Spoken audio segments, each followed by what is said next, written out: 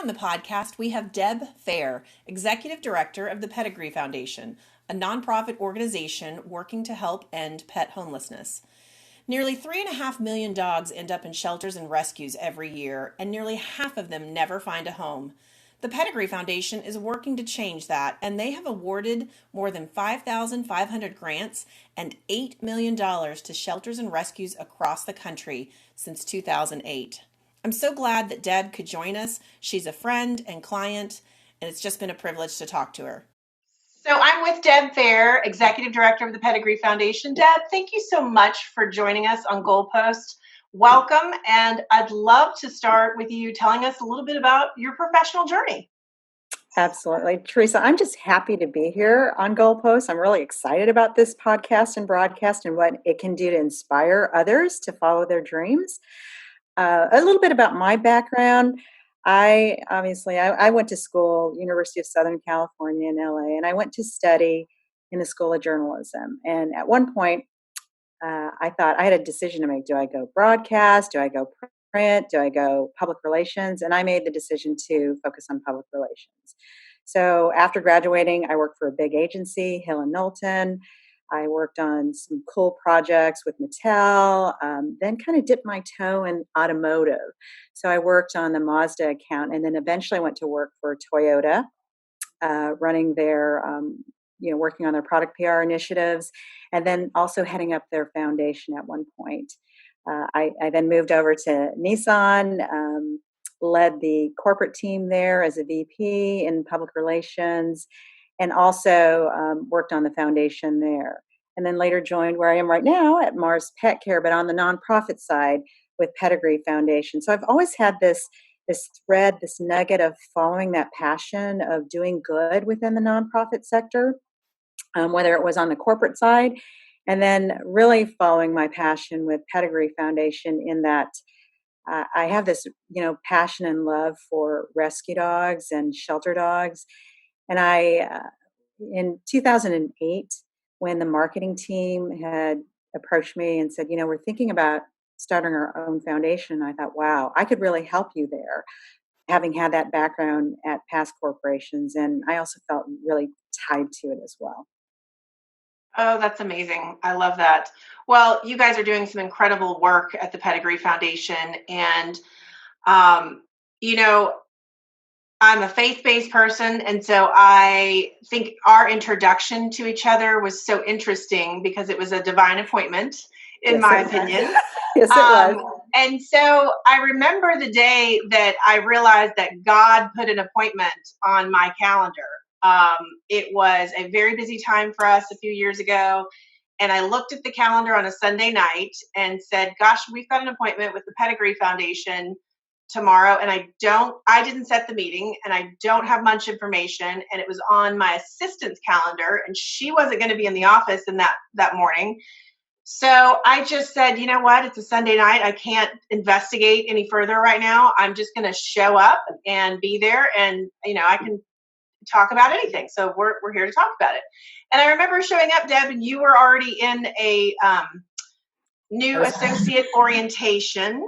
Yes, I was. So someone in your office brought me back and I sat and had a lovely conversation with them. And as we got to know each other a little bit, kind of waiting for you to get out of your meeting, she discovered that we produce events and said, oh, Deb must want to talk to you about this particular project. This must be what the conversation is about. So it seemed to click. Everything that was needed on the foundation side was certainly things that we did. And so it just made a lot of sense. So when you came in to meet, you were completely unaware of the meeting. It wasn't supposed to be on your calendar either. We were both kind of stunned, kind of looking at each other going, I don't know why we're on each other's calendars or how this got set up, but you're here and you provide services that we're looking for. So let's talk. Yeah, absolutely. I remember that moment because I remember being in this associate new hire meeting, talking about the foundation because, our biggest volunteer base is within the Mars Pet Care business side. And so I was telling them about the foundation. I was at the end of my presentation, and I remember Meg Meredith, our grants manager, coming in and saying, I think you missed an appointment. I thought, well, I am my own worst secretary or assistant, so it could be. And coming into that meeting and thinking, it was kismet and meant to be, because I had talked to another, organization. They hadn't responded with a proposal, and I thought, okay, I had this, idea that, it was our 10-year anniversary for the PEDIGREE Foundation. We should do a big celebration, a big gala, invite a lot of our donors, our key, people that, interact with us, our volunteers, etc. But no proposal had come in. And so when you came in, it was like, wow, okay, this was meant to be, because I listened to you. I listened to your enthusiasm, the things that you had done. And I thought, you know what? I was meant to be pulled out of that meeting. I was meant to have this conversation with you. And that 10-year anniversary was huge. And as you know, I go big or go home, because what? I did a 10-year anniversary, and the next day I did a golf tournament. And we netted $500,000, which was amazing for all those shelters and rescues across the country. It really was. It was so incredible. And I remember coming back from that meeting and getting with my team and trying to find out, how did this appointment get on the calendar? And so what we later found out was autofill was Yes. to blame for that, that there was a similar name, with a name in your office and a name in my office, and they had communicated a few years back. And so that name became an autofill on a calendar appointment, and that is what put me in your office. And I certainly give credit to God that, divine appointment. If you have an appointment on your calendar, go. You need to go, because it could have easily been canceled, but I didn't, and I went.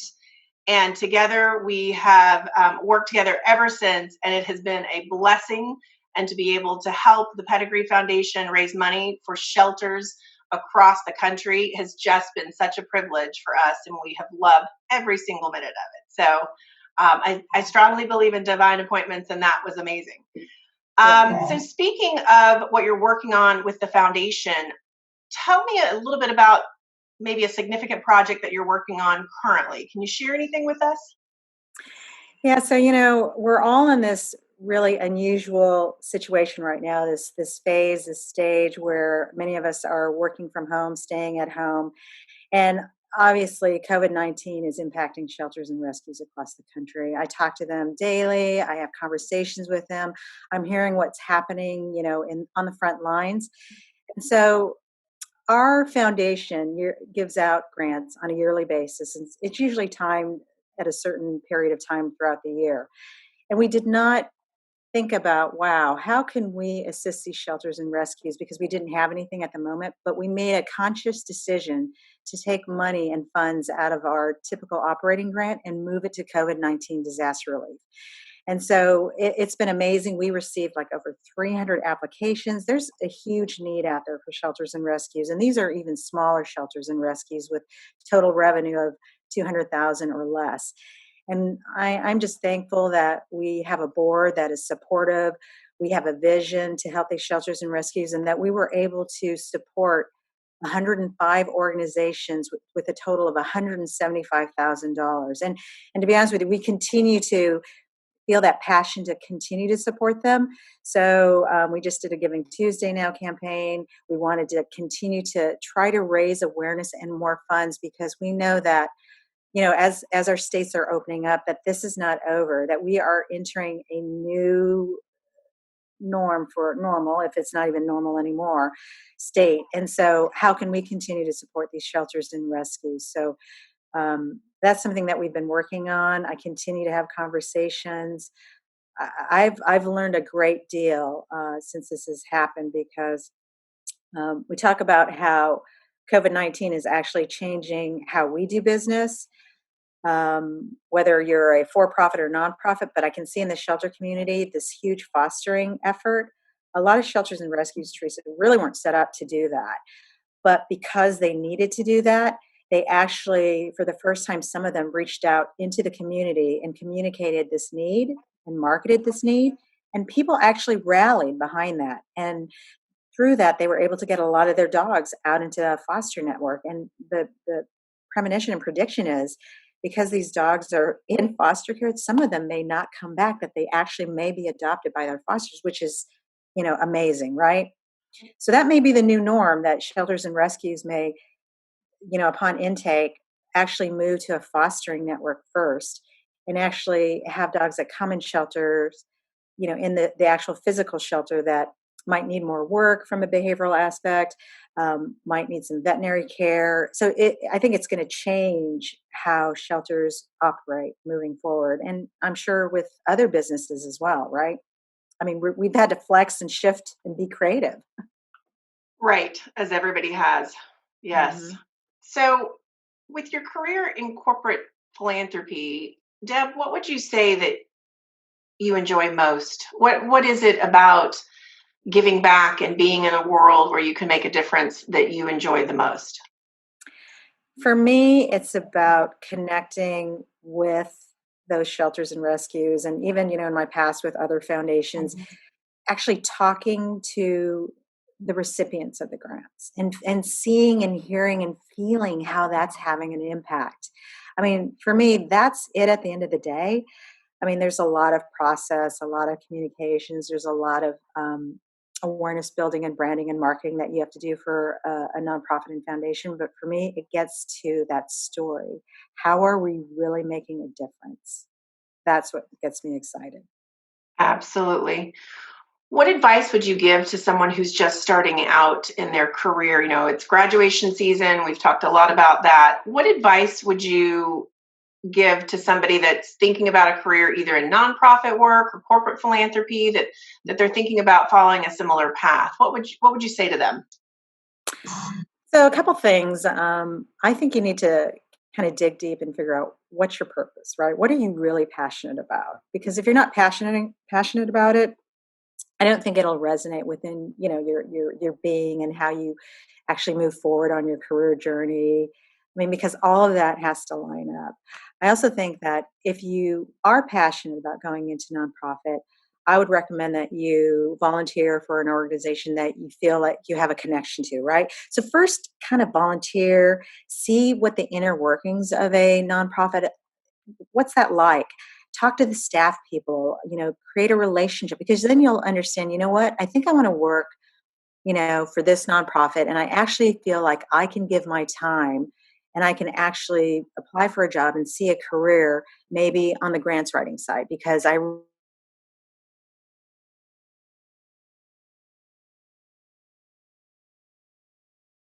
feel like you need to serve some, time there and do a little discovery work.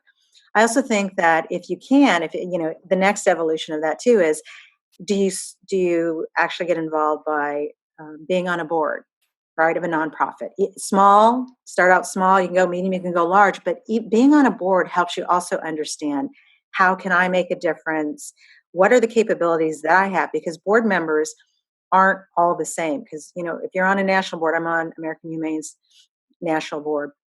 They're all looking for different types of capabilities and talents, because together we come together and think about the strategy of that organization. So I think sitting on a board, activating there, is also a really valuable experience for somebody that's thinking about entering in the nonprofit arena.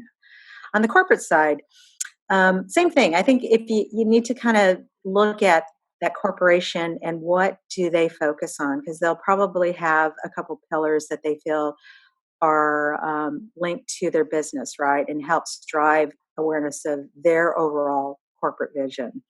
So I think you kind of have to dig into that and better understand that, to see, is that a fit for you too? Because there's, I sat on the corporate environment, in corporate entities, running a community relations program for Toyota, and then sitting on the foundation. So I think you kind of have to understand that as well. Sure.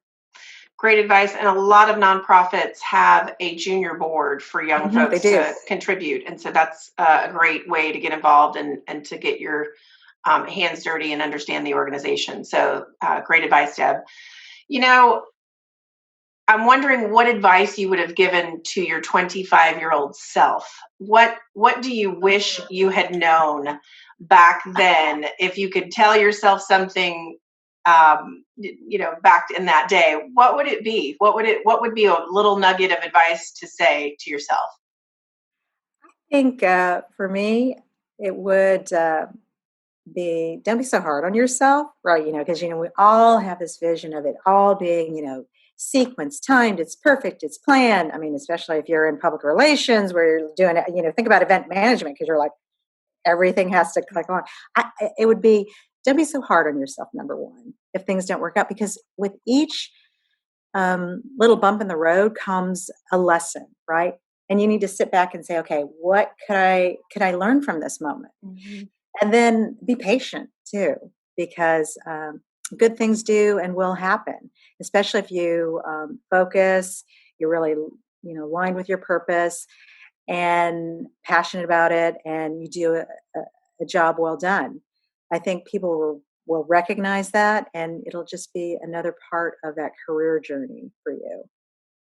That's great. Great advice for no matter what the industry is. That's right. Exactly. Great advice. Exactly. That's just kind of, personal good thinking there. We don't get to talk a lot about our accomplishments. Sometimes we get so caught up in the busyness of day-to-day life. I wonder, when you look back over your career, if you're willing to share with us something in that accomplishment category that you would say, I am most proud of this moment. I am so proud I was able to accomplish this. Do you have something that you could share with us? Gosh, I think there's a couple. So let's look at nonprofit, and then let's look at for-profit. So on the for-profit side, I think for me, the thing I'm very proud of is when I worked at Nissan, I was the vice president of corporate communications. And I can remember the company was venturing into launching a big truck, right? Which was, that's not something a Japanese company would do. That's a very domestic Ford, GM, arena segment. How dare you come in there? And then doing a huge press event at the Detroit Auto Show, launching this truck right in the heart of Motor City.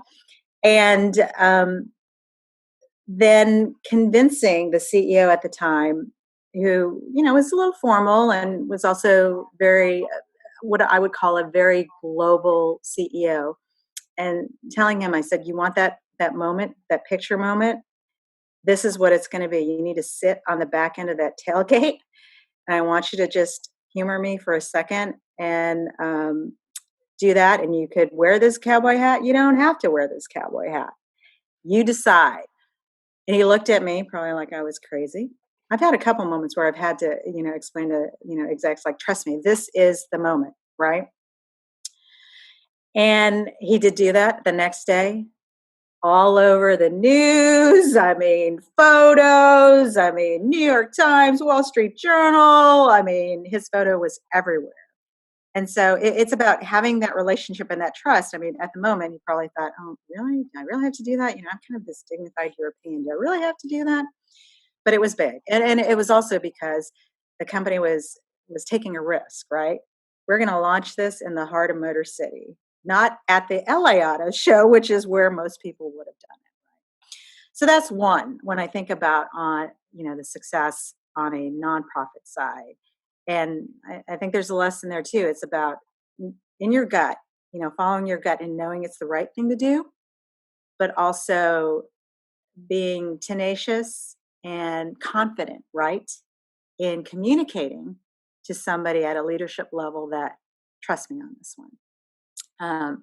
The second thing on the nonprofit side, I would say hugely, hugely proud of, helping the marketing team at PEDIGREE brand launch a nonprofit, because I don't think at the time they understood, well, what does that mean? If we do this, we can incorporate it, but there's a lot of, policies, procedures that go along with being part of a nonprofit, bylaws, how often you want to meet, what's the grant process going to look like? I mean, there's a lot of things that you have to think about.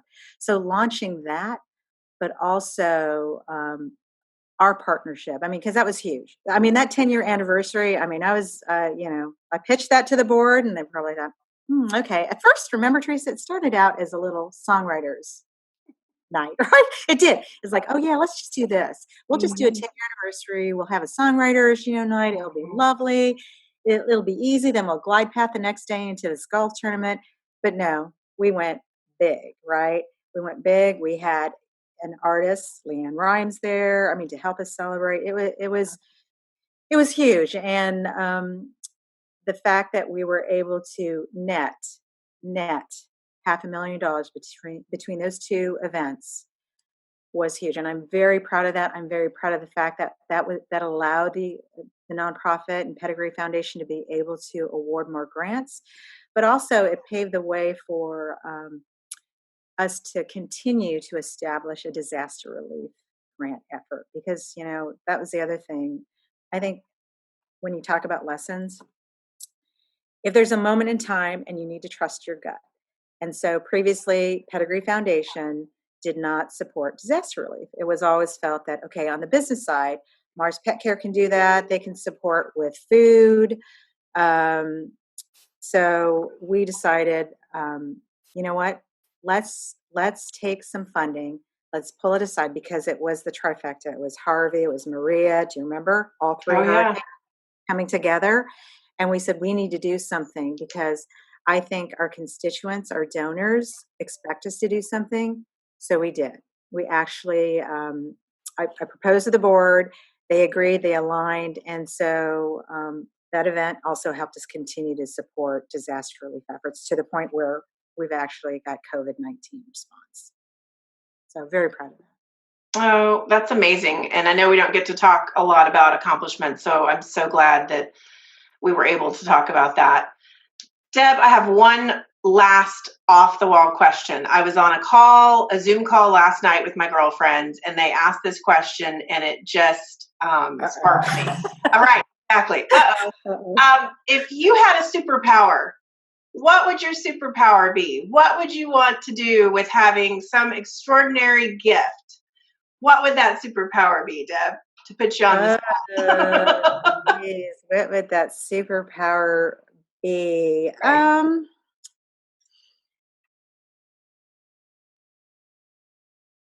I think the superpower that I would love is to be able to. It evolves around love, right? Mm-hmm. So it would be about how could I continue? My superpower would be about spreading love and compassion around the world. That would, because I think that sometimes we get lost in the day-to-day, that we forget that that's what makes us all human and why we connect together. And quite frankly, why we connect with animals like, dogs, because we're very compassionate. There's this human-animal bond that connects. And so we need to have more of that. And I do think that right now what we're experiencing is that moment in time where we have that opportunity to pause and reflect on that. And that includes with your family, right? Because, you think about it, you don't often get to spend that much time with your family. And these are once in a lifetime opportunities about reconnecting. So I think, spreading love. What was yours? Oh, that's such a great answer. I love that. And a great way to wrap. Mine was actually, if I had a superpower to allow folks to understand their full potential and to give them the confidence that they needed to do and be their very best. Imagine what a world we would have if folks could embrace their gifts and reach their full potential and not doubt themselves. What would this world be? And so that was my answer. And it was spur of the moment. It was like, what would I do? What would I want to see this world become? And much like you, it's allowing us to reach our full potential and know that we're capable. And that's what the world needs right now, is to believe in themselves. But to your point, Deb, love and compassion. That's a great thought to close out our interview. Is what the world needs now is love. It does. That is the truth. Thank you so much for joining us on Goalpost, Deb. It's been such a pleasure, and it's such a gift to be able to work with you and help raise money for such an incredible nonprofit. I would love to send people to support the foundation. How can they support you? They can go to pedigreefoundation.org and donate. We're always looking for ways for increasing our funds to help shelters and rescues across the country. Teresa, as you know, since we've launched since 2008, we've actually contributed more than $8 million through 5,500 shelter and rescue grants. But we don't want to stop there. I mean, our goal is at some point to consistently be able to give $1 million a year to shelters and rescues across the country. And, on average, that could be anywhere from 300 to 350 shelters and rescues every year. So it's about having an impact. And we hope that you join us, on this journey. We feel a huge connection to our animal friends, and especially dogs, which is who we support through the Pedigree Foundation. And I know that every day when I log on to my emails, I see a story, and it just really makes me smile and makes my day when I see a response from a shelter or rescue to say, hey, because of your grant, we were able to do this. So pedigreefoundation.org. We'd love to have you follow us on Facebook, Twitter, Instagram, donate, and be an advocate and an ambassador of our foundation and all the dogs that we help. That's great. I love that. Deb, thank you for joining us, and we'll talk to you soon. All right. Thank you.